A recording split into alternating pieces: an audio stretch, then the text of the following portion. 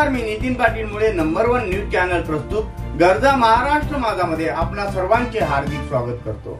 बघूया आजच्या ठळक बातम्या। अमरावती सामान्य रुग्णालयात शेकडो रुग्णांची गर्दी।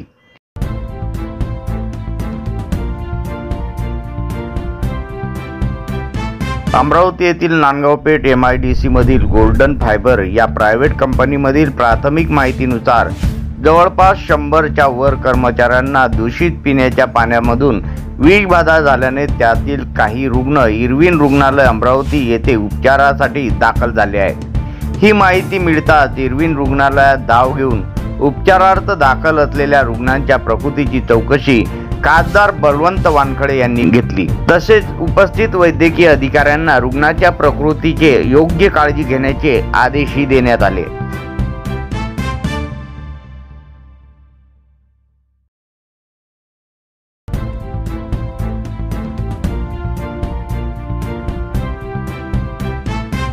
नवनवीन व्हिडिओ पाहण्यासाठी सबस्क्राइब करा आणि बेल आयकॉनला क्लिक करायला विसरू नका।